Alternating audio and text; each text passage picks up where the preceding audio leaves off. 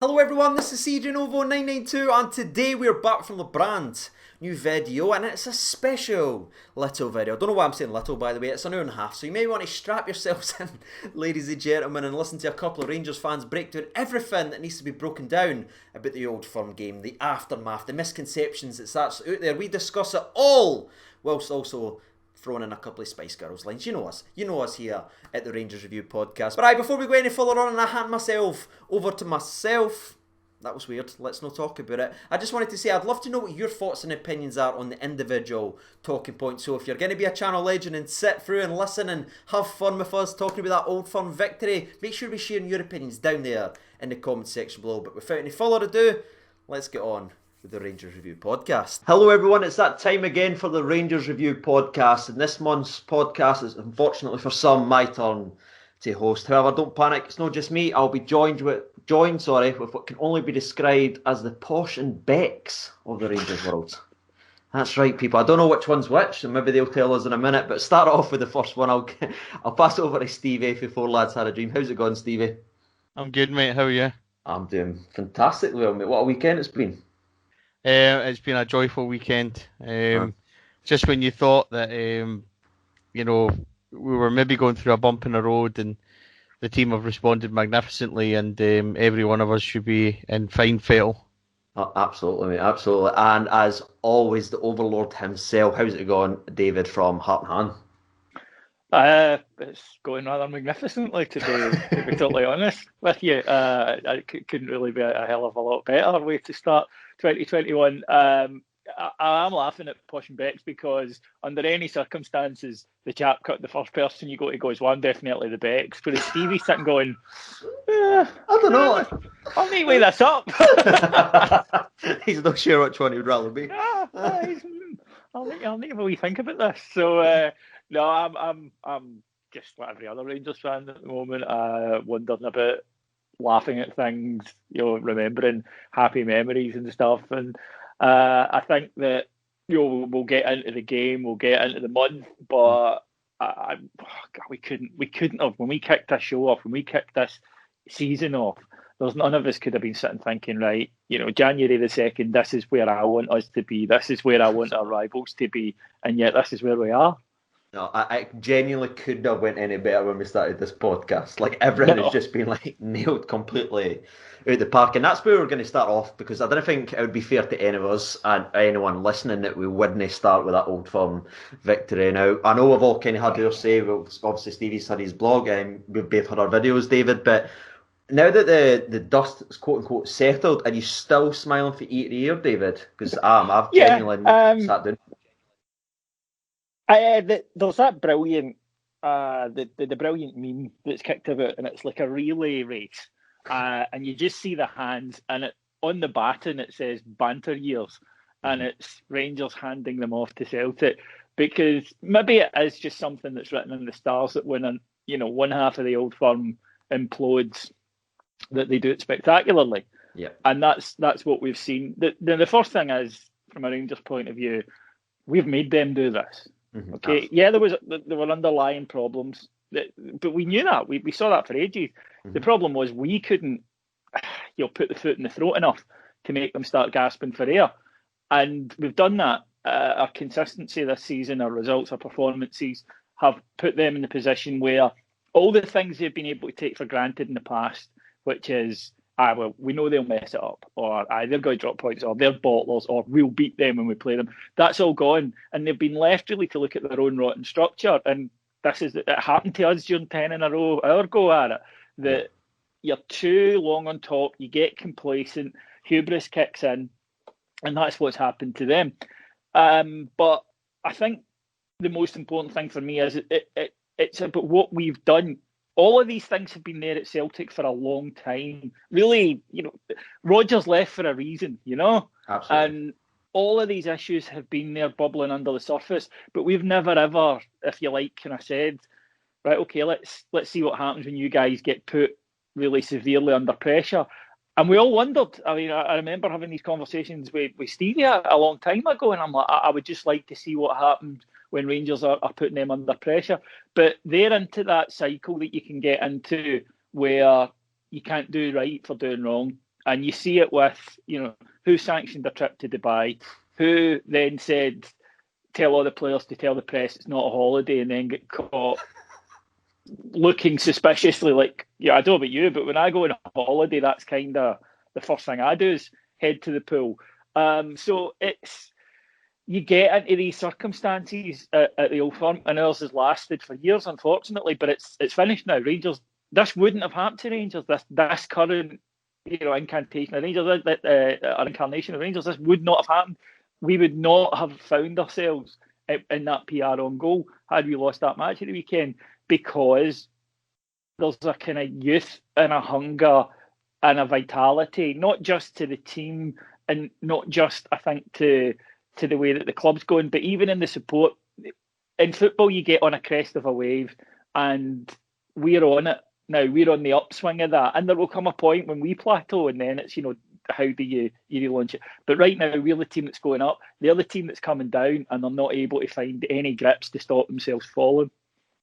It's absolutely spot on. And Sonny said earlier on, it was obviously the banter years handing it over to them, but it's almost like the banter years to the beach towel years, given what's happening right now and the way that they're absolutely melting down on social media. But Stevie, how have you found this time? Obviously, because you're maybe the one that tries to always keep us grounded. I think that is yourself, Stevie. You always, whenever there's something, me and David's absolutely buzzing about, you'll just come in and just slap us right back down and say, right, boys, stop having fun.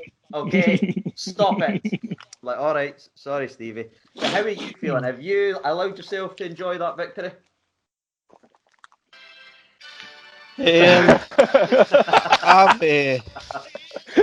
Sorry, hold on. Sorry about that. I've been absolutely delighted since Saturday. I think the team deserve every credit. I mean, we'll go on to kind of discuss things a wee bit more in depth about performance and things like that, but it is truly a sign of things changing, like David says, when we cannot perform our best but still come through. And I mean, it's just been delightful. I don't remember too many Old Firms where we won where somebody doesn't get the blame. But the wee meltdown since Saturday's been delightful. Some of the social media stuff's been delightful, and yeah, I mean, I think there's legitimate hope now that this is our time. I think we all know, and we're all guarded and grounded in terms of, don't get too carried away, and I think that's where we all are. But there's definite signs now. I know that was one of the things David said to me on Saturday. I think we can all see, the mountaintop. We can all see the horizon now, and it's just a matter of kicking on. But in terms of how I'm feeling from Saturday, it's a weird one because during the game it takes so much out of you. Yep. I don't know how others feel about this, but I didn't. I said to David, I didn't eat on Saturday. It suddenly got to 7-8 o'clock, and I'm like, your mind starts to say, hey, fatty, it's time to recharge a wee bit. So you've not had anything to eat today and stuff like that, and you're just so mentally broken and exhausted by it all. It's one of those kind of roller coasters. But Saturday was really good. I've watched the goal, 100 times, and that's just in the last hour or so. So it's brilliant, to have that upper hand on them and to enjoy these moments is grand. And I think we all just want to really kick on now. And it's just,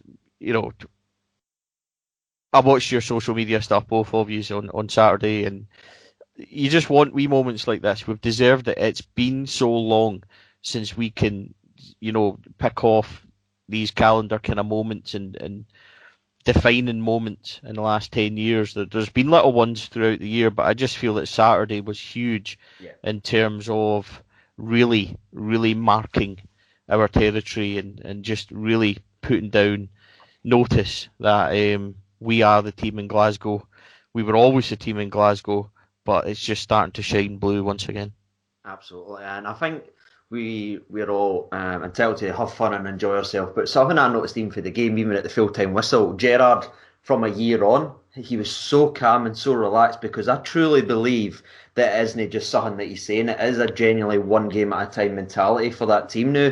And I think that all bleeds for the manager. You saw him, and even at his post match, he's not talking about titles, he's not talking about that. All he's talking about is now they're going to give him a couple of days off and then it's Aberdeen. And I absolutely love that. And I think that is going to major way in why we are looking so consistent this season. But diving into sort of the performance in that as well, because we've kind of benefited over the last couple of Old Firms just absolutely battering them away at the park, and dominating them. But this time, the game started off a wee bit different than I think every one of us was expecting. But thankfully, we have by far the best goalkeeper in Scotland by the name of Mcgregor, who made 3 vital saves earlier on in the game, then didn't really have anything else to do for the rest of it. But what was your opinion on the way the game was actually going, David? Because I know I obviously watch your social media and that stuff. I know you were a bit like us all there, but can you put it into words what you saw from this Rangers team in the first 45 minutes?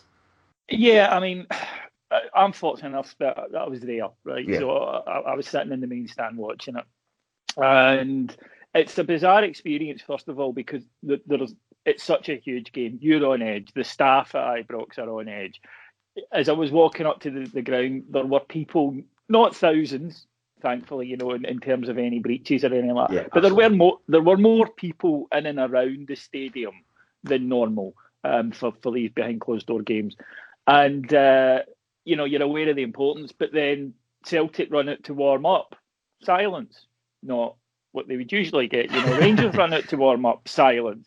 And then the game kicks off, silence. And it is bizarre. And the fact that you're so on edge because it's an Old Firm game, and the fact that you know that they all are, and it plays in this surreal environment. And I think we all expected that Celtic were going to, just come out and go for it. Fire everyone. And they did. And you're right, looking back now where we can, without the tension, knowing what happened, we can see that they emptied themselves in the first half. And pretty much in the first half hour of that first half. And then they didn't have an awful lot left in the second half. And I've said before, and I maintain this, I think the Rangers are the fittest team in Scotland. And I think that was showing up again at the weekend. But during that first half, you don't know that. You just see what's unfolding. And what was unfolding is, to be brutally honest, Rangers were getting played off the park for 20 minutes. Yeah. As you say, it calms down after that. And this idea that it was somehow... basically non-stop one-way traffic, that whole first half isn't true. But in that opening 20 minutes, I think that Rangers were a bit spooked by something that we haven't seen from this Celtic team in a few Old Firm matches now. Because remember, we'd won the last 2, but the one before that, we dominated in a way. And I've seen comparisons between the League Cup final and this game. No, Rangers dominated that for 90 minutes and just couldn't score. That wasn't the case. But it had been a while since this Rangers team had come up against a Celtic team that were on the front foot and were so aggressive. And fair play, we need to be honest here. Rangers couldn't get out. Celtic hunger in trying to, their press was terrific for the opening half hour, certainly, and Rangers couldn't get out. And, when we had possession, they were on us all the time. They were winning second ball. Rangers couldn't string 2 or 3 passes together, and they looked a bit spooked, to be totally honest. And I think then they were aware that this was going on, and this is when you need your big players to step up. And I think the ones who would, the back 4, I thought defensively were tremendous at keeping them out. Stephen Davis, gradually using his experience, he just calmed it down and helped Rangers, along with Glenn Kamara, who I thought was probably in the first half the best of the non-defenders. And they gradually asserted themselves and got a grip into the game and got us more into it. But you're right, big quality moments from players. We often think about as being, and we'll talk about it in the second half, a pass, a turn, a delivery, all those kind of things. But quality comes as well defensively, and the one from Griffiths was obviously the key one, because it was one of those moments where, for me, that was Werder Bremen again. That was, did he actually do that? Did he get that? And I love, the Alan McGregor school of shite hawkery, which is, no, I never touched it. No, it's hit the post. Hit the post, wasn't me? And he wasn't lying. It did hit the post. He was lying because he said I didn't touch it. He quite clearly did. But Yeah, in that opening half hour, like every other Rangers fan, I was just thinking, have we frozen here? Have we shat the bed? Right? I mean, that's what I was thinking. Have they bottled it? All those things that come out. And I think it was just, you've got a team at Celtic who, much as we've been enjoying them, they have good players, okay, right? Whether or not we want to agree with the kind of fellatio that is issued every time a Celtic player completes 3 passes in the Scottish media, they do, Christie can play, Turnbull's a decent player.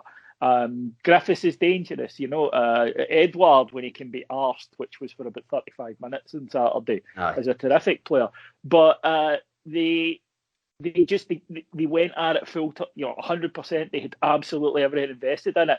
And when they didn't score, I did think, and I'm not just saying this as kind of post events, I've looked at my notes for the game, and after 50 minutes, I've written, they're tired.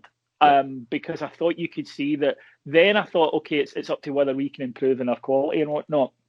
But there's no doubt that for 30 minutes they were hungry, but they had more to lose. That's something that you do need. They played with that desperation. They had to win, yeah. The first minute of the match, there was a foul or a throw in, I think it was, and Lennon, who was like prowling already 1 minute in the edge of his kind of technical area, went mental. And I looked at him and I spoke to the guy next to me or behind me, and I said, he is wired to the moon today. And you could see, and I thought, that's okay. There's focus, and then there's, that way where you're just right on the edge. And I thought, 1 minute in, he looks like that. And I think these players were like that, and it was fine while they were channeling it positively. But then as they began to run out of steam a wee bit, and they began to think, oh, right, we're not ahead yet. Okay, this, and this has been our best shot. And I think that in the second half, you saw that. And then by the end, they were reduced to, a lot of kind of running about, a lot of kind of arms and legs and efforts, but there was no real quality there from them. And in the end, I think that Rangers knew. And I think the other thing about it is, I did this, I know that Stevie did this, and I strongly suspect that you did this, that when we were analysing and looking at the game and talking about it with our mates on the Friday night, we all sort of said to each other, look, see 11v11, I'm confident we'll win. We're at home, we're a better side than them, etc., etc. But just in this kind of abstract things that come into your consideration, we were going, we don't make it easy. It wouldn't be like Rangers to go and win this game and really put, and sort of end up a lot of the talk about it and put them in. It would be very much us to, leave the door a wee bit ajar.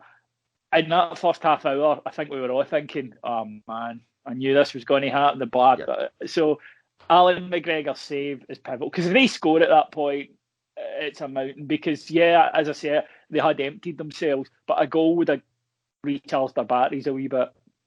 I think even the mentality side of thing at half-time as well was massive, because they, like you said, they threw everything. They played the best that they've played this season. If you look at it, what they were able to do, how they were able to play, the press, everything they'd done, that was their best 40 minutes, maybe 35 minutes that they've played all season. But they went in at half-time, not being able to beat us. And I do think that genuinely played a massive part in the game, because that hasn't been the case for many, many years now. And I said that in my preview video before the game. I was like, this is the first time these Celtic players, a lot of these Celtic players, are coming into a game versus Rangers where they are desperate to win, and they've got something to prove, and they genuinely couldn't do it in the first 45 minutes. And then we start the second half, and I thought substitution. I'm sorry, on you go, mate. Sorry. On you go. Yeah, and I think that it's a new experience for a few that they haven't been. And the ones that have been there for a while, and let's face it, those are the guys he's been turning to. It's been, and he did in the second half, bizarrely, where he started bringing on, these guys that are, Brown is he's nothing. I mean, he's an empty shot. Say it, David. Say it. These guys that are shite, because that's what they are. The substitutions were really poor. The substitutions were a throw. I mean, bringing on Brown, and look, we don't like Brown, okay? So I'm not neutral, but.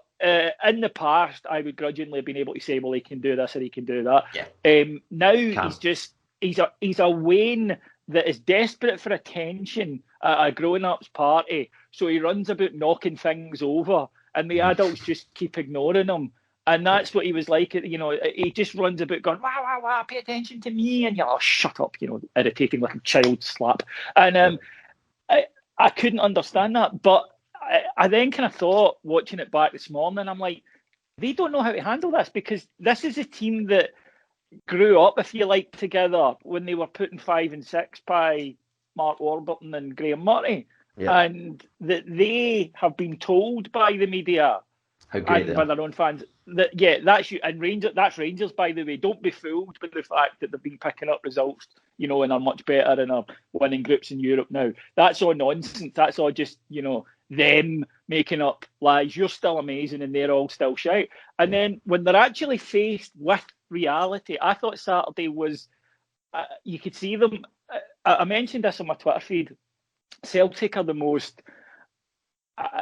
verbal team that I've seen Rangers play behind closed doors, because you hear a wee bit more of it. And I used the term sledging, which I thought was better known than it is. I see. You got sledged after and somebody said, why not just say slagging? Because it's not the word, right? It's not just slagging. They're not getting up and going, I hear your mothers are.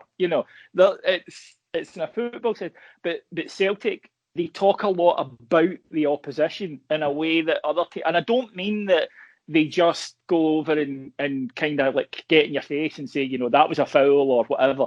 They when they're talking to each other, they talk a lot about the opposition, like kind of he's garbage. Him, watch for him coming down the left, but you know what he's like. It's all about trying to get in people's heads, and Rangers pointedly ignored that. Rangers very much, it was noticeable that Rangers didn't react, spoke to each other, laughed whenever the Celtic players tried to intimidate them. And I just thought, they don't know how to handle this because they haven't come up against Rangers teams that did that. If they had done that, let's face it, they did do that when they were playing, Murty's Rangers, and they broke us and it could have been 8 or 9. That's history. That ain't the case these days.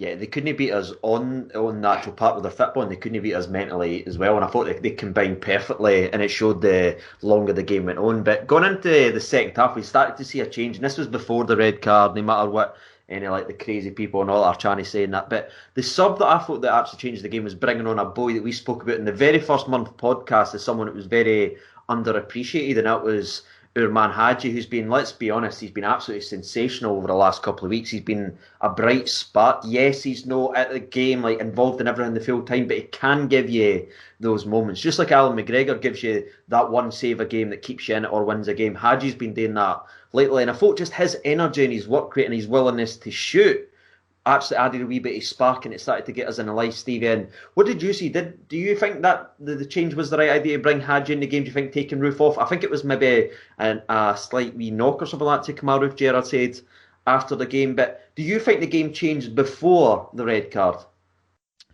Yeah, I mean, it certainly did, but I think it would be really remiss of me not to allow David to discuss Yanis Hagi because there's a lot of man love there. So before we pass it back to Davey to discuss Yanis, I want to go back to the first half a wee bit, CJ, because we've obviously discussed and how we've been feeling in that, but I've got a lot of trust in this team. Yeah. So while you're watching that first 20-25 minutes, you're certainly not enjoying it. You're certainly thinking, we've got to get tighter, we've got to be closer, we're riding our luck a wee bit.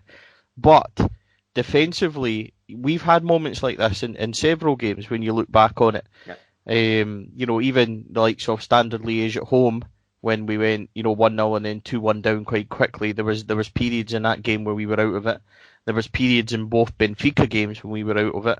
There was periods in Hibs, at home just last week when there was points in it where we were heavily under pressure. So I can trust this team to ride these sort of moments and come through it. And I also, things like Motherwell at home where, you're 70 minutes and you're all of the ball and you're not doing anything. That gives me belief in this team that we maybe haven't legitimately been able to see before, that we can trust what they're doing and we know what we're going to get moments in the game. So even with, the first 25, 30 minutes, which were, you'd be lying if you weren't saying that your arse was making buttons. But I'm at the point where I'm thinking, well, if you can get through this stage, then we're going to start to impose ourselves and start to shine. Because, as you boys have said, and it is true, Celtic, this was not a last roll of the dice, but it's very much close to it in terms of They know that they cannot afford to lose, and that's how they would have went into that game, maybe even thinking that a draw wasn't enough psychologically and things. So I knew that they would come at us hell for leather. I think, in fact, that Mark mentioned it in David's heart and hand pre-match that he expected it to be like that, and that's exactly how it turned out. But I was never overly concerned that we were going to be steamrollered. My concern was that was coming out of it in terms of once we get by this, we'll be okay. Yeah. So I think the team need credit for that, because the way we've defended overall in some stages of games has been unreal. And it's almost like we play the game with a man down. It reminds me at times the way we defend of where we were, like away to Ufa with 9 men and stuff like that. Yeah. You can see how well organised they are and see how compact, and they just defend that area. And if you look at, I know that Adam will go on about this from Heart and Hand and things like that. If you go look at the XG and the actual chances that Celtic created, the only chance they created in the box was in the very first minute when Edouard shot and Mcgregor saved. The other 2 efforts they had were both from outside of the box, which they created through kind of slack moments from ourselves rather than them slicing us apart. The chances that they got, or the positions that they got, we were happy to allow them to have. We weren't pressing out wide the way that perhaps we should have, and maybe we corrected that and things when Hagi come on. But my point that I'm trying to get at is that although it might not have been comfortable for us at the time and comfortable watching, I'm comfortable that this team are comfortable in themselves, in a squad, in the team, and in knowing what they do. Do you know what I mean, David? Like, in terms of watching them, you feel that you know that they're okay, and they are, they know what they're doing, they're organised, they're assured. And, when that happens and when you come through that spell, I'm then expecting us to impose ourselves. And even during that, and as much as we didn't really play well, excuse me, we still had as good an opening in terms of Aribo's wee sharp ball over to Morelos, which, he takes on the volley. And he's kind of unlucky that it's deflected, but it comes at him quite fast that he doesn't get a proper connection on it. But that's as good an opportunity as the Edouard one inside the box. And the other 2, being long range shots. We know that Griffiths is dangerous at that. But in terms of after that, in that half, they had a lot of the ball, but had a lot of the ball where we were happy for them to have it and not creating from it. So if you watch it back, which David obviously has, and I don't think that, I think that there's been obviously an overreaction narrative the same way as Hibs was, that they dominated us and they did this and did that. I just think that we're very comfortable in allowing them to do what we want them to do. There's a couple of points there's a couple of points there that I want to back up that Stevie's made. The first is that I think that because of circumstances, we've talked about this in the previous shows, we'll talk about it in future ones, let's be honest, but because of the scarring, that our fans, any sort of drop in standard, they panic and they see as a sign, certain of our fans, the I am jolly style one. And I don't blame them, because after what the last 10 years have been like, it's done it all to us. But any sort of drop in performance, they look and say, bigger That's issues. Here we go. And it isn't that, as you mentioned, a great point there about Hibs, in that you are not going to play 8-0 versus Hamilton standard the whole season. It was remarkable that we did for as long. And I know it's been a while since we won a title, but go back and look at those 3 titles we won under Walter. There were weeks that we were bloody horrendous. Yep. But he was the master of getting it. 1-0, getting it. Celtic in their run, right, with maybe the exception of the first year under Rodgers when they didn't have anybody to play, in all honesty. They get by. How often have we said, they'll get one late, and they do, and they've been ranked rotten.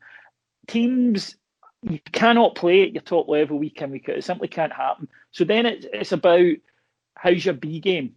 Can you win on your B game? And Rangers under Gerrard, the first season, couldn't the first 2 really. We had to play well to win, and if we played well, we were going to win. But if we dropped, our B game wasn't always good enough to get us through. This year built on the defence, which is still remarkable. I mean, 5 goals in 22 games. That's That's just a joke. That's just silly. I mean, that's that if that happened in Football Manager, you'd be that's unrealistic. And what's wrong with the engine of this game? 5 and 22 is just simply superb. And because of that, it's enabled us to have periods of matches, i.e. like Hibs. And by the way, we're talking about teams emptying themselves. I think Hibs have lost twice at home since 2-0 and 3-0 to Ross County and Livingston. Yep. So, yeah, I think that, emptying does go on against us, and teams will play their best games of the season against us. And Rangers have come through those 2 tests. But the other thing that I saw a fair bit was, have we been found out? Have teams figured us out? Have, after Benfica, for Christ's sake, did Benfica show everybody how to play against us? And it's like, it kind of winds me up slightly, because it's like, right, nothing in football is new, okay? Very little, very, very little can ever be described as truly innovative. Maybe Pep at Barcelona, and then the Bayern Munich evolution after it, and maybe Gegenpressing. They're maybe the 3 big things of the last 20 years, okay? Yeah. The way Rangers play isn't a secret, nor is it uncommon. Teams all around Europe play like this. It's one of the most popular formations and styles in the world. It's why right backs and left backs are some of the most famous. When I was growing up, you didn't have a bloody clue who the left back of Bayern Munich was. Now everybody knows it's Alphonso Davies, right? So the way we play isn't a secret. There's no figuring out to go on, right? Teams have been trying to do that to us all season. And what's happened is that Tav, who was playing at a level that people from fucking Krypton were saying, my God, that's a bit special, he has slowed down a wee bit. He's not playing badly, nowhere near it, and he has 2 vital impressions in the game at the weekend on top of a very solid defensive display. But he was just playing at this remarkable level. But this idea, teams have figured us out. They haven't figured us out. We weren't a puzzle that needed figuring out. They knew what to do. It's just that more often than not, they've not been able to do it. And what's happened is certain teams have been able to stop us. St Mirren in the cup defeat that we'll come to, they did it very, very well. But Rangers were bloody awful that night. Yeah. And it doesn't matter how foolproof your system is. If your players don't execute it to the level that you want them to, teams have got a chance against you. And I think that what has happened is that there is a slight unrealistic expectation born from fear and born from just this desire to get this title that is any sort of drop from 2-3-4-0. We were so fortunate basically the first half of this season, because not only were Rangers winning games, but we tended to go 2 up inside 20 minutes kill the game and relax and be able to play. And now we've had a more, I think, realistic run of matches where Motherwell took the lead and we had to go. That happens in a title-winning season. Hibs played really well against us, so much so that I think them and Celtic are competing for the "At least you tried" trophy against Rangers next week. But this idea of somehow that it must be something that we need to change our style because teams have figured this out. There was no secret. I mean, you knew, I knew, Stevie knows, the people saying it knew. What we like to do is we get our fullbacks forward and then we have the 2 guys to drop off to cover, etc., etc. It's not a secret. There's no figuring out to be done. What it is teams have played well against us. We've not played as well as we have previously, and we've still won. It's not a bad thing. And look, between now and the end of the season, we might lose some games. I know, it's horrible and it's terrible, and it doesn't mean we need to chuck everything out and start again. Right, what we have is good. It works. Some weeks we're not as good as we can be. Some weeks we're absolutely irresistible. It's about making sure our base level sticks to a level that other teams can't match. And so far, with the exception of 1 game, that's been the case. Yeah, I think the whole notion that we aren't playing well and all that as well is very interesting, because in December we picked up 18 points, or possible 18 points in December. 6 games, 6 wins. And if you actually look at it, since we actually drew with Hibs at Easter Roads, we've picked up 42 points of 42 available. So if this is probably just wise to say at this point as well, mate, sorry to interrupt you. Since we started this pod, we have won every league game. Yeah. I'm not saying it's our fault and it's down to us, but it's down to us. Yeah, I mean, it's not for us to say, but if other people want to say it, then we certainly wouldn't argue. Not all heroes wear capes, you know what I mean? Exactly. But that's answer your question though on Hagi, David. since I took us away in a wild tangent, and I'm desperate to say something else, but let's get back to the Yanis Hagi thing. You know my views on him. I love him. He's like the son. No, he's like the son I won't pay for. He's just. I love him. I think he's brilliant. I think he's got he's got this ability that is just it's exceptional, and two, he's got balls. And we've got this thing in Scotland that hard men, or bravery rather, is chucking yourself into last ditch tackles and putting your foot in for high balls and all that. Bravery is getting booted, standing straight back up and saying, "Give me the ball again." Right. And then the guy comes in and boots you, and you stand up and go, "Give me the ball again." And bravery is trying to beat a man and he wins the tackle, and then getting the ball again and trying to beat the man and he wins the tackle, and then doing it again and you win it and you go past him and you create something. And that's why I love Yanis Hagi. It's why I love Ryan Kent. And I know he's not playing at his best just now, absolutely not. But that's bravery, that's balls, that's all the things that we value. Hagi, I think, has been superb in this last wee month or so. And he's got that about him. He doesn't go in the huff, and he doesn't feel sorry for himself, and he doesn't go storming after a referee or whatever. He just says, and he keeps saying, his teammates keep giving me the ball.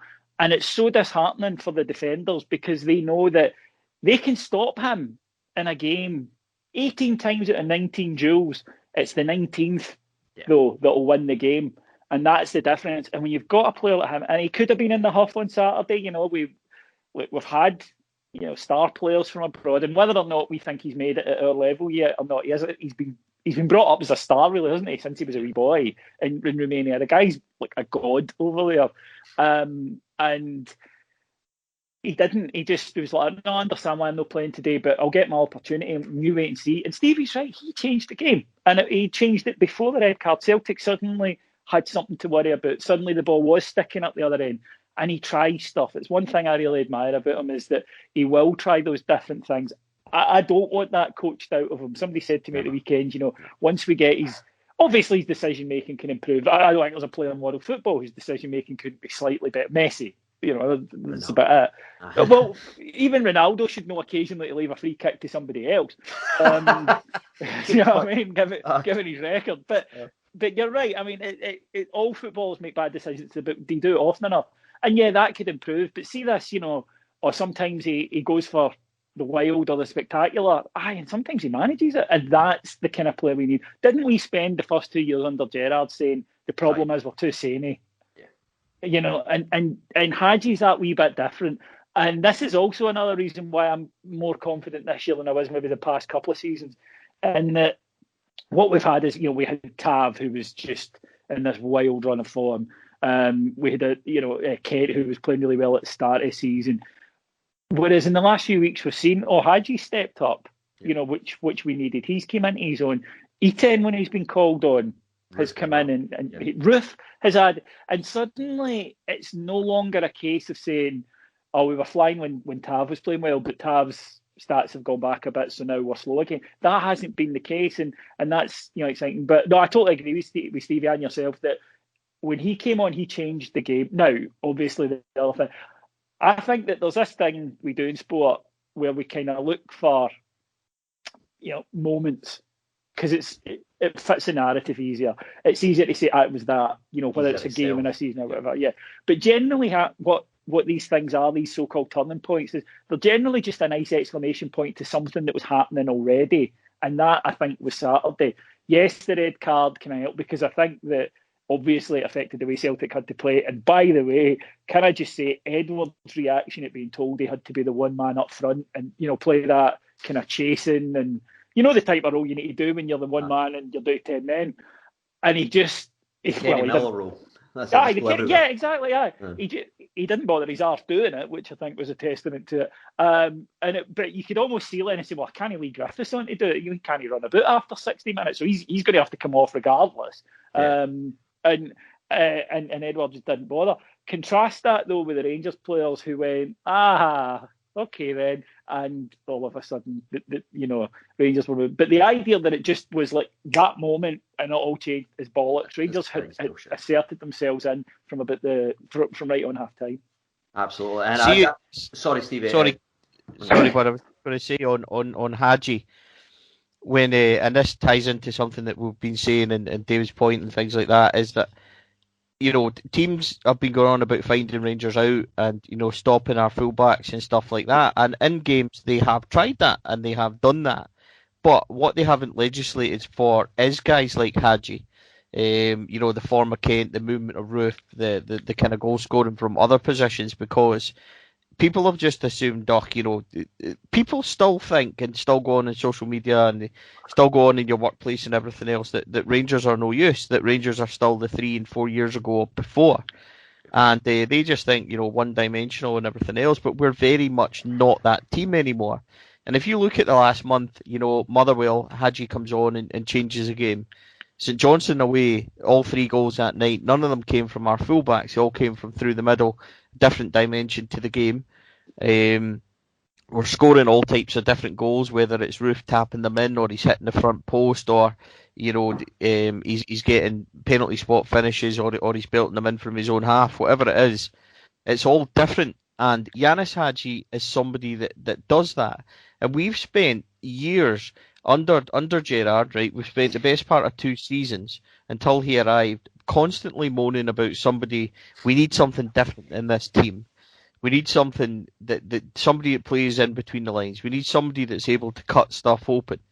We have that guy there, and we need to just be patient with him in terms of knowing that he's not Brian Laudrup, he's not Neil McCann, he's not Sonny Aluko type that will drift past people for fun, but he is the type that consumes defences, wins free kicks, produces that momentary pass that's going to split teams, can finish as an all-round threat. And you just need, with a guy like that, you need to manage your expectations in terms of, he's not a 90-minute player in that he'll dominate games and everything else, but what he is giving you is so much more. And he, for me, if you were asking me who's your player of the month since we last podded, it's Yanis Hagi, in terms of when other people have dipped slightly, which is expected in a season like this, especially in the run of games. And people don't realise how many games we have played in the month of December and things like that, 8 or 9, which is on average 1 every 3 days. There wouldn't be much training time and things like that. It's obvious that we would slightly dip. He's been the guy. Motherwell, he comes on, changes the game. St Johnstone, he has a great night, and then we've got Hibs at home, he scores the winner. St Mirren away, he creates a vital pass for Roof to open the scoring. And then Celtic, he undoubtedly, again, I'm not saying he directly changed the game, but he directly changed our performance, which is so vital. So Yanis Hagi is flourishing, but people need to just see where he's flourishing and how, recognise and enjoy that. These guys aren't going to be around forever. We've spent so long wanting these guys, and now that they're here, don't not appreciate what we've got right in front of us. Yanis Hagi has came through when we've needed him, and now can kick on and shine the way we know he can. Because even that shot on 50 minutes, and I know we're going to start to discuss the second half now. We've been bloody rabbiting on so much we haven't even got there, but that shot then is vital to everything as well, boys, because that changes it. All of a sudden, it's in their head, if that had went in, for all our apparent dominance, we would have been 1 down. And he then gets it, and it gets us up the park, and it raises, our confidence and things like that. So it's wee moments. And David, I'll always kind of go back to what David once said, was that Yanis Hagi is a moment's player, and he certainly is. And from that moment in the second half, they didn't create anything. And there was a vital turning point at round about, I think, 55, 56 minutes. Tav went on a run down the right-hand side, and he took on 3 or 4 players. And he then started to dominate the game. He then started to do that, and it led to having the confidence to play that ball down the line, which results in the big changing moment in the game. So, no, I mean, in terms of Yanis Hagi, I'm getting to where David was, as soon as, Hagi was linked, that kind of soaking wet, excited thing. I'm there now with Yanis Hagi, and I think we should all be, there as well. Oh, what a brilliant description. That's awesome. I'm gonna get a t-shirt. Soaking wet excitement. That's the t-shirt, lads. Just a picture of Hagi bowing at the same time. Just There a you are. There's a t-shirt. It's and he's spot on. I mean, I've got to agree 100% with that. And another thing that needs mentioned, I think, is this thing that Rangers seem to be the only team in Europe whose good players aren't allowed to play well without it seeming to be a conspiracy. But if it wasn't for Alan McGregor, we'd have won. Yes, that's why we employ him. Yeah. When we kept Tav quiet, you weren't a threat. It was only in the second half. Yes, that's why we employ him. It's a wee bit like watching Spurs and then saying, if Harry Kane and Heung-min Son weren't playing and had scored those 5 goals, that game would have been a lot closer. Yes, it would have. That's why they're there. Yeah. That's why they're there. It's such a stupid thing to say. And I think that we need to, we do have good players. We've got good players all over the park. Some weeks they'll frustrate us. We deserve to be where we are because we've worked hard for it, and guys have performed and they've excelled. And even again, I'm not saying everything was rosy on Saturday. I thought Aribo was, in all honesty, honking. And again, I thought looked a wee bit overawed, to be honest, in the first half. And it might be something we need to work on with him about how does he thrive in a game with that level of intensity? Because we've seen him do it in Europe, so he can do it. It's maybe just a mental thing. But he's certainly not the first youngster that's came to Rangers and the Old Firm game's been, bloody hell, what's going on here, So that'll come. But overall, our big guys stepped up. Balogun, my man of the year so far, because I know everybody's got their own, but for me, Connor Goldson still. Yeah. Tav would be my player of the year, but my man of the year for Rangers so far. I don't think you need to convince me and Stevie that we've been on that bus for a while. He's just, especially when you watch them against Celtic, and they've got their kind of. It's a wee bit like watching somebody trying to eat a steak with a knife and fork and looking around and seeing somebody trying to eat a steak with plastic cutlery. That's when you see the centre backs as a comparison to thing, and he's such a proper big man, And he's just next dominant. You've got and then next to him at the weekend you'd Leon Balogun, who is just class. I mean, the guy he's a guy that he only eats like French toast, right? That's how classy he is. He was just fantastic, and Celtic. Mcgregor, the match winner. I actually do rate him. Okay, I do. I know it's unstaunch and everything, but he is a good player, and he's been quietly vital to all their success the last few years. And he was trying to G them up. They'd given him the armband. He was trying to get them going. He was trying to move them on. And Rangers players run about him. Kamara and Davis were just taking him right out the game. And he, to me, was a good example of somebody that was, he's one of their more honest players, because, they've got 4 or 5 players that don't want to beat Christie, for example. I mean, he might as well have had a T-shirt on saying, by the way, I'm leaving soon. My contract's up at the end of the season. I'm off. I am out of here. Edward, desperate to get away. Aya wants to get away. You can see it in the way that they're performing. Although there are very few things I like in life more than Christoph Ayer's self-celebration of a tackle when his team are losing a vital match. It's absolutely magnificent. It is the equivalent of being on the Titanic and saying, well, it's going to end badly, but my God, have you seen my shoes? It's not relevant at that moment. And Rangers don't have it. Rangers have got guys that were very much committed. But you're right, and we've got to turn it over to him, Stevie. Your boy, again, 2 passes, changes everything, in terms of what they're looking at, what the season's going to be. And it was that man again, the skipper. Yeah, I mean, spoke about it on the blog yesterday that, Tav's mental strength this season to recover from Hearts and Hamilton and then, lockdown, to recover from that spell where a lot of people were saying that we are mentally damaged, we are not winners, and he's the catalyst because he's been there for everything and we need to get rid of him and everything else. There's been a change to James Tavernier, his whole demeanour and his whole aggression wise, even, stuff down to, I go back again to when he arguably made a mistake against Liège and then equalises from the penalty spot. There's no big celebration, there's no big jump, there's nothing, determination. He's a different animal this year.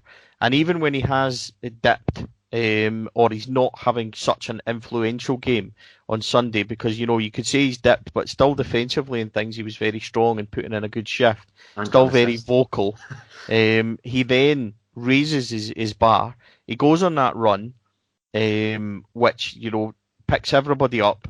He then produces that pass, which, down the line with bend on it, the weight on that ball was incredible. And not only is the weight on the ball incredible, it's actually directed and bent in so that when Alfredo would have got onto it, and forget all this Ayer wouldn't have covered. Ayer might have covered if he was on a moped, but he's not getting anywhere near them at all. He's closer to the Loudon Tavern than he was to Alfredo. It's a perfect pass. He's going in at an angle. He's taking a touch, which, let's face it, it's Alfredo's touch. It probably wouldn't have been the greatest, but he's still shooting. Yeah. So, there's no argument there. And that's Tav's big moment. And then he goes on the dribble that wins the free kick. From that free kick, he then wins the corner. The delivery's so good. And that's not a fluke. People say, you fluked that goal and everything else. But when your delivery is that good and your movement in the box is that good, that's not a fluke. You earn your own luck by being, Tav's cross in to Aribo running across the face of goal at the front post. That's not an accident. Rangers have targeted that. And when you look at who was marking, who was trying to pick up Aribo, then you understand why they've done that. Mm-hmm. So that's down to good management. That's down to Tom Culshaw, working with the free kicks and the corners, as I've said right from the start of the season. But these are vital moments, and Tav once again has shown up. And there's no dubiety about the red card, boys.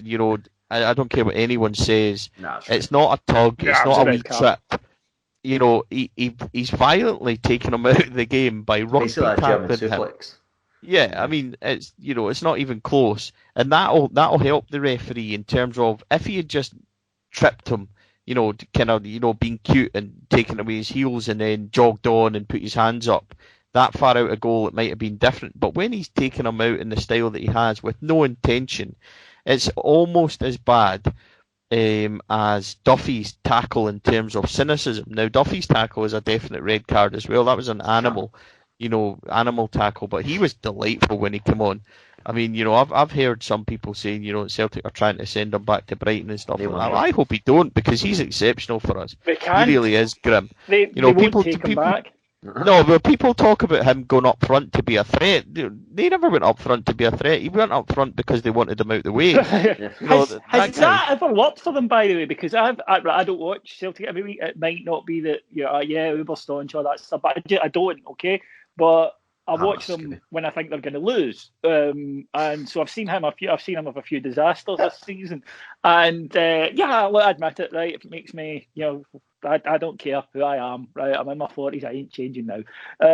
And has that ever worked when they've shoved him up when you go, for the last 10?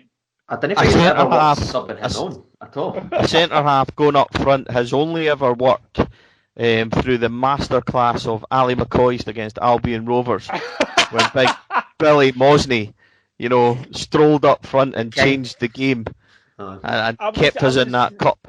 I was going to say, Stevie, that he's no Billy Mosney, but he actually is. He's just a very expensive one.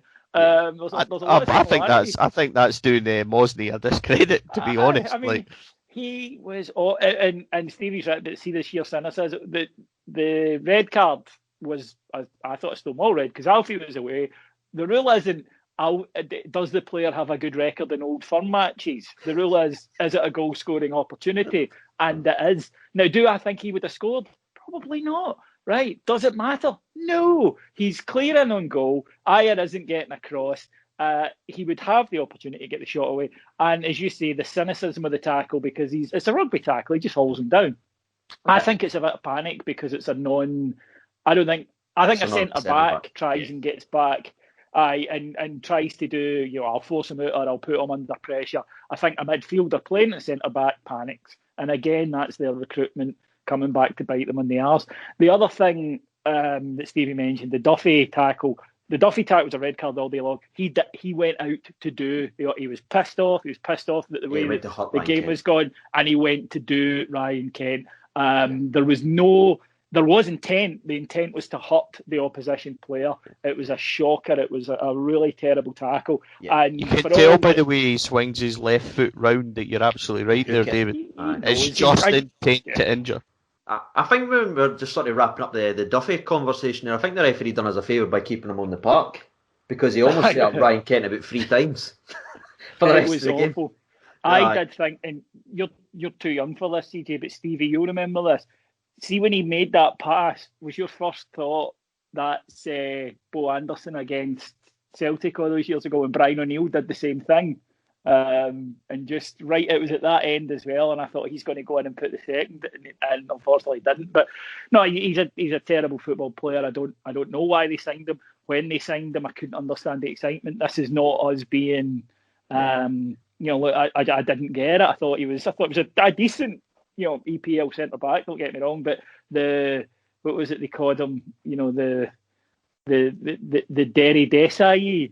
No, did he tell me that? Oh, no. The idea that was what that they were signing was not true. And look, he's been a disaster. He's also going to limit their transfer options in January because they still have to pay this 40 grand a week to the end of the year. So that is what it is. I just think that it was a cowardly tackle from a guy who knew he couldn't win on ability, and who just got pissed off and took it out on an opposition player, and he could have hurt Ryan Kent. And I think that had it been one of our players who'd done that to one of theirs, you look at what Jordan Jones got, because it was the same thing. Yes, exactly. Same. Good point. I am a fan, and I'm pissed off, and I'm going to go and just take it out on this guy. Yep. And the Rangers fans condemned Jones for his stupidity. I haven't quite heard that from the Celtic, although they probably don't have much condemnation left for Shane Duffy, in all honesty. But no, I thought that Madden did bottle that one, no matter what anyone says. He got the first one right, but he bottled the second one. And I think that Rangers, should have been facing 9 men, but it doesn't matter. But it could have mattered. What a title that would have been on YouTube. Honestly, I loved that. But sort of finish up. You look at Duffy, going back to something you said earlier on, David, about him being a set piece threat and all that stuff. Something that I was really impressed with in the game. And again, I know it's very, very nerdy in that bit. The way we actually defend set pieces, because this is an old firm game, right? I know they're doing to 10 men and everything like that. I know they are really just falling apart at this point, and we were dominant, but they still had, was it 3 free kicks to get flung into the box? They still had that. They've still had bodies in there, and it is always a nervous time to do these set pieces, but we once again didn't allow them to go anywhere near our box. 15 yards outside our box in an old firm game. The defensive line, the discipline is absolutely sensational. And I was actually saying to the Bayfies, before we started recording, I was watching a game yesterday, Man City and Chelsea, and every free kick Man City had, Chelsea was allowing them inside their box. And it's so weird to see that now. And it just shows you the amount of effort and the work and just the discipline of your back line to keep everyone in line, to be able to say, we'll do 15 yards outside the box. If you're going to score a late set piece, it has to be a worldy header from outside the box. And I just love that. And again, it's no very sexy and that to talk about, but David, for me, that is one of the main things that we've done this season. Defensive discipline, especially for set pieces. It's enormous. Like, everything we have talked about today has been based on that defence. And I love a team where they only need one, because the chances are you're not going to be able to get one. As the Rangers fan, and as we grew up, my era, Stevie's era, you grew up, you had guys like Terry Butcher, Richard Gough, Chris Woods and Andy Gorham, whereas even for you, CJ, you had, Stefan Kloss in goals, you had Davy Weir, you had these guys. And Rangers teams are, Amaruso, of course, Craig Moore, that brilliant defence. Rangers teams are built on good backlines. They're built on being able to just need, in games that are tight, to just need one of your special players. I called this at the weekend quite Walterian, and it was in a way for me. Not that the tactic was to sit back and do it, but when you needed to, right? You needed to defend, you could, and you knew one of your special players, in this case Tav, would do something to get you over the line. Goldson marshals that defence superbly. He's the talker. He's the leader. He's always on at the rest of them. He's always on at them, shape, remember, position. Even Tav, defensively, Tav kind of defers to him. Yeah. Because you don't need two guys. That'll just confuse everything. If you've got two guys that are barking out instructions, who do you listen to? Whereas at the defence, it's Goldson who's, you go there, you stand there, watch him, watch your line, be aware. And he's superb for that, and he's just loving that responsibility. And as you say, again, we spoke earlier about bravery in an attacking sense. Bravery in a defensive sense is to say, it's the last minute, I am not allowing you all to camp on the edge of the 6-yard box. Because that's exactly what they want us to do, because the ball might drop and then all of a sudden they get an opportunity. I've got the confidence in us that we'll all go and execute our game plan, which is to stand 10 yards further forward and not let them out. And that comes from Connor Goldson. And I love the fact that Connor Goldson do getting this recognition, because even in the last couple of minutes, I think it was the last free kick, like Kamara instantly just runs right after Goldson. He's like, right, where do you want me? And he just ushers everyone, and he's in complete and utter control. But regarding what you said earlier on, we were kind of talking about Alan McGregor and about, there was a question sort of posed, right? And obviously used to a wee bit older heads and everything like that to me, right? And we were talking about goalkeepers.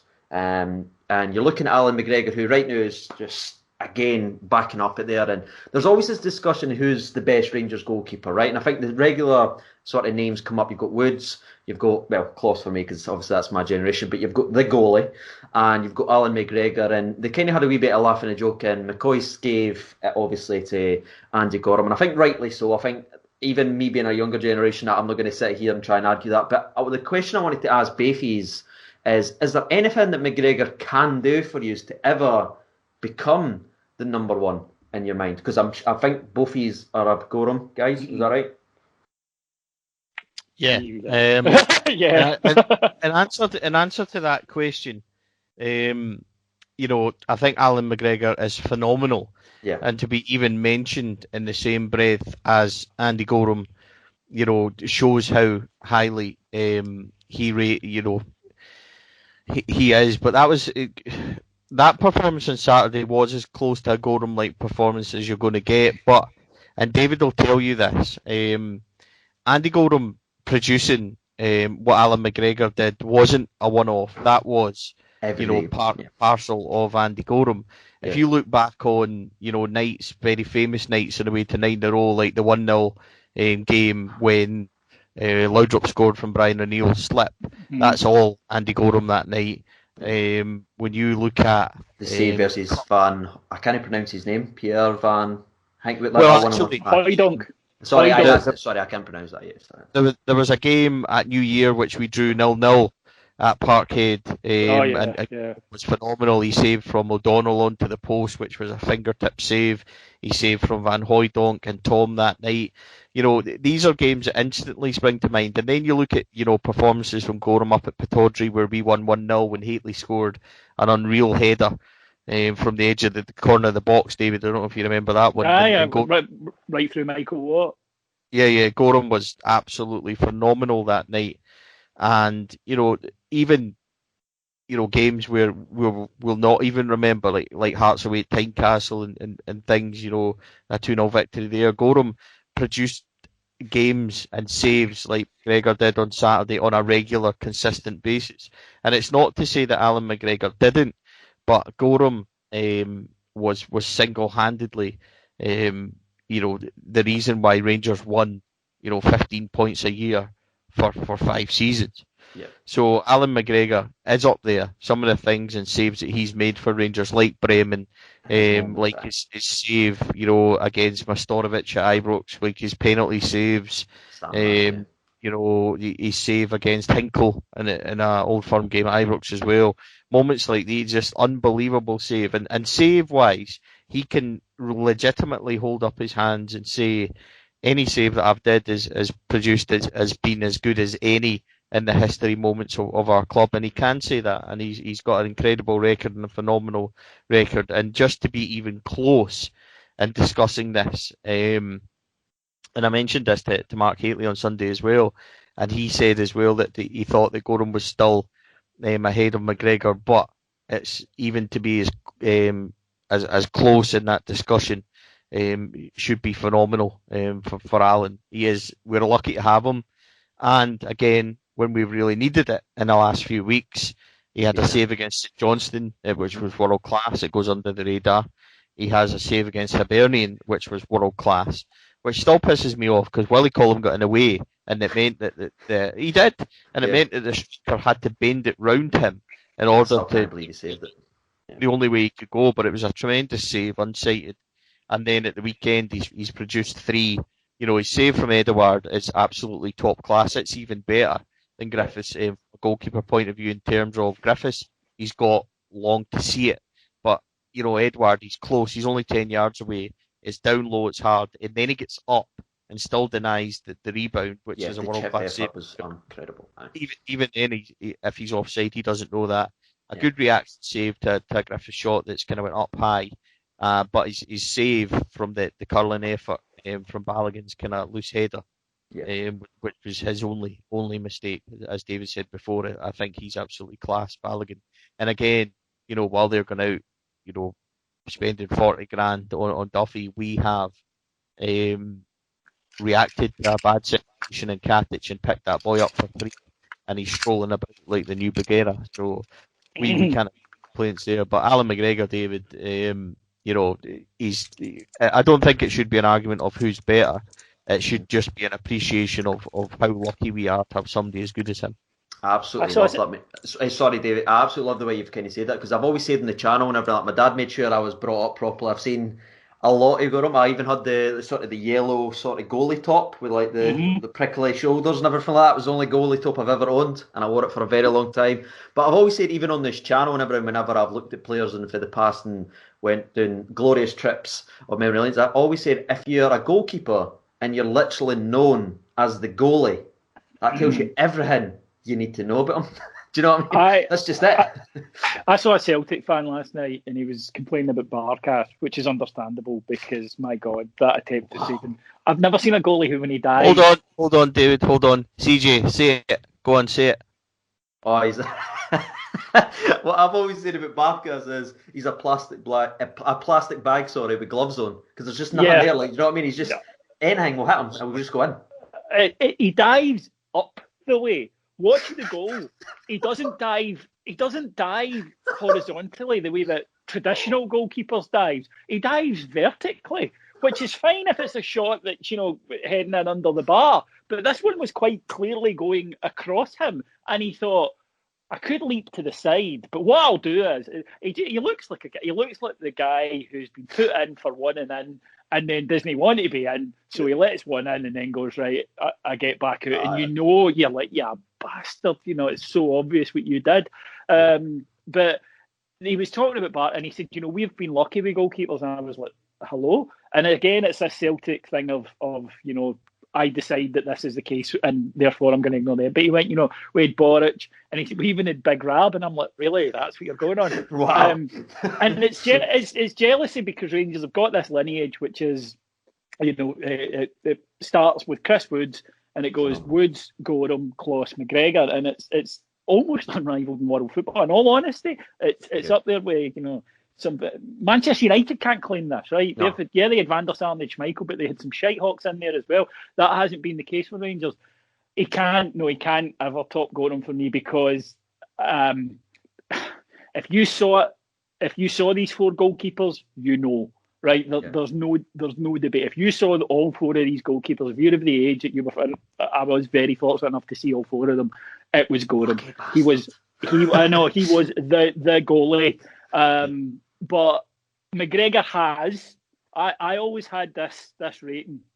I always went, and I didn't think it would ever be changed. For me, it was Gorham, Kloss, Woods, McGregor. And over the last few seasons, going right back to just after he came back, he had a game against Maribor away, where he said, "No way are you bastards scoring tonight." And it was just sheer single mind. They even got a penalty when we were 3-1 up in the last minute, and it wouldn't have made a difference. He still wouldn't have let them score it.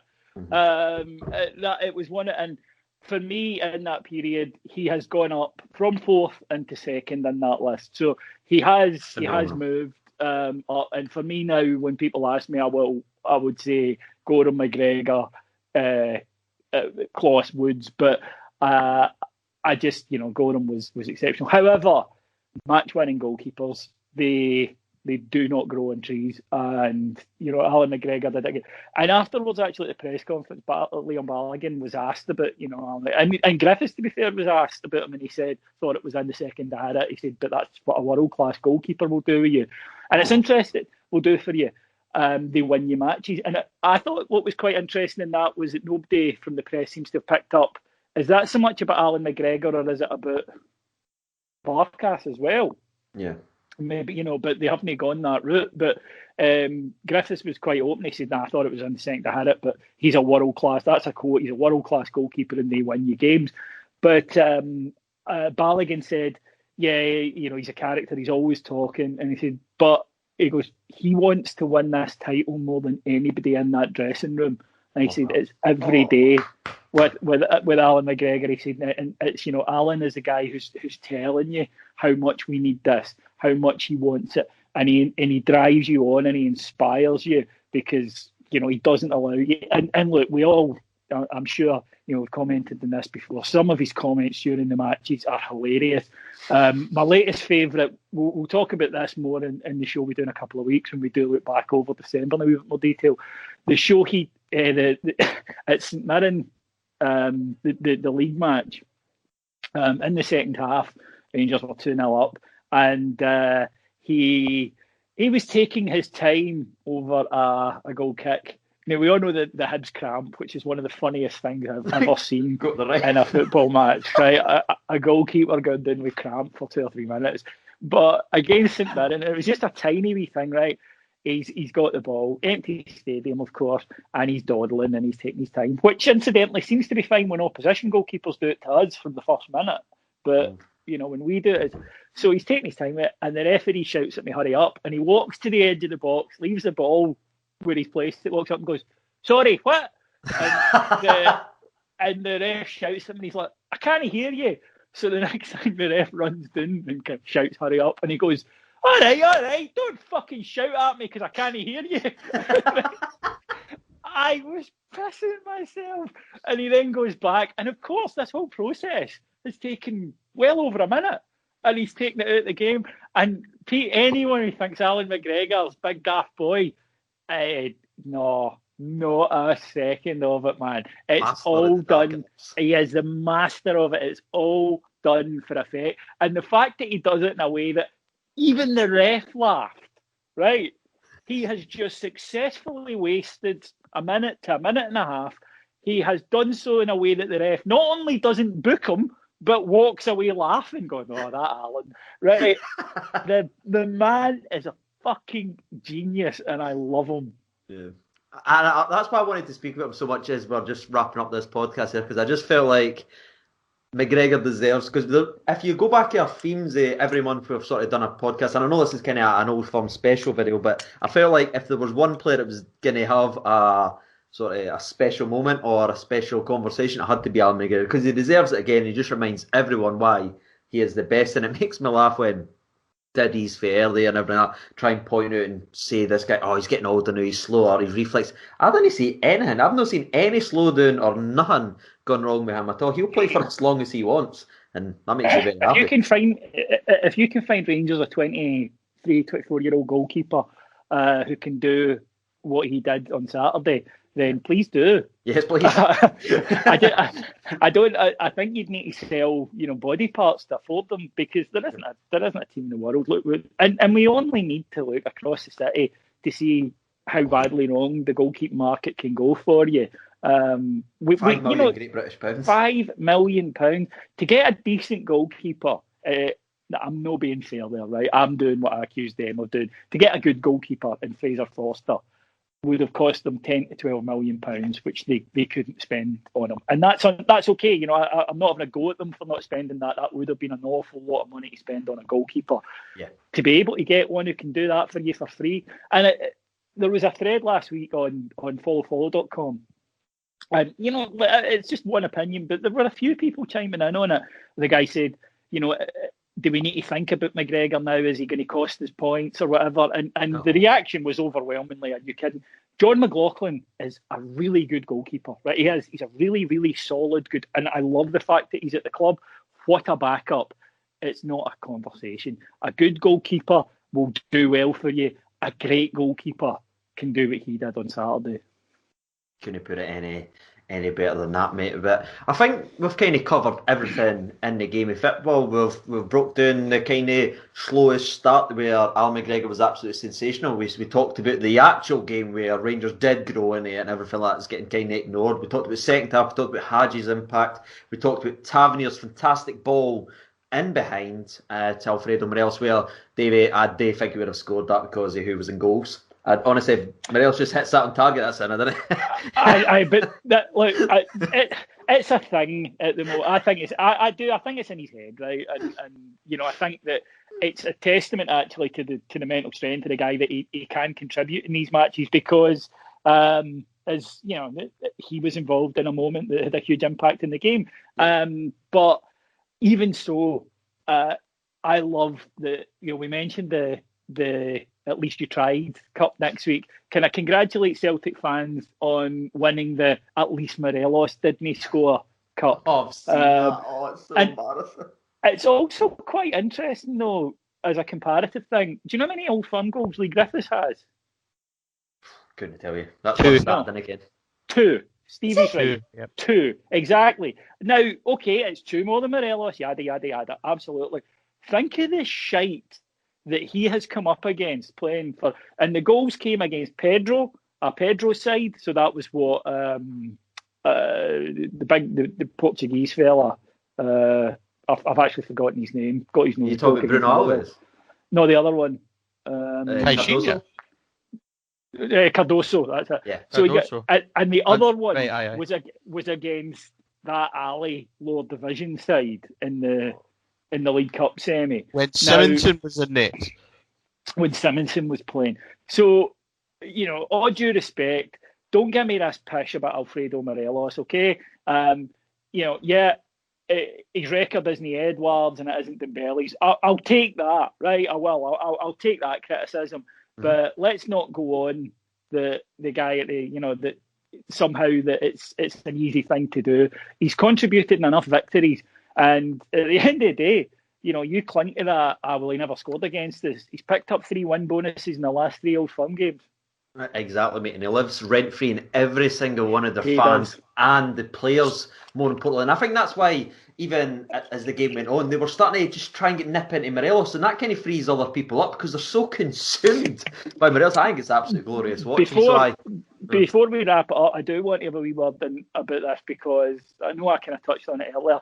I've got no doubts at all that Lennon sent Scott Brown on to get somebody sent off. Oh, wow. Because from a football reason, it's an unjustifiable substitution. You're chasing a game. What the hell is he going to bring to you when you're chasing a game? Right? I mean, honestly, just from a technical football point of view, Scott, I want you to go on and you're not the best passing in the world, and you don't score a lot. And to be honest, could you just go and sit in the back 4?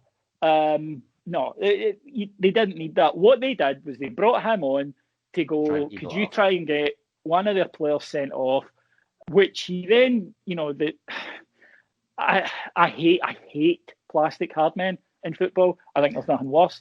And I think that these guys who, let's call it what it is, cheat, and then are somehow proud of it. By all means, do the dark arts, right? That's okay. If that's what gets you over the line, I'm a great one for winning's the most important thing. I'm not, did you play by the Corinthian rules, all that pish? I get it, but don't try to celebrate it and don't try to deny that it happens.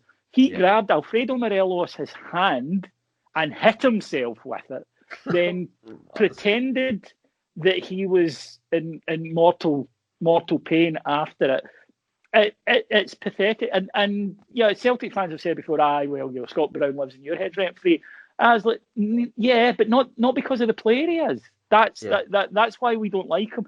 What we hated about Scott Brown was the way that him and his prick pal Lustig were able to wander about against absolute shite and no marks wearing Rangers tops right, and go on as if they were like the Lisbon Lions, and go on as if they were strutting about against, Jim Baxter, Paul Gascoigne, and Brian Laudrup. Mhm. And we fucking knew that as soon as Rangers had players, Stephen Davis is 150,000 billion million times the player, never mind the man, but the player that Scott Brown ever will be. I thought he was embarrassing again at the weekend, and to be honest, he's been the perfect captain for that side's 8 3/4 in a row, because it's been the most shooty in waste of time, with the exception of 2 of those titles, which I'll grant them, the 2 under Gerrard when we were in transition.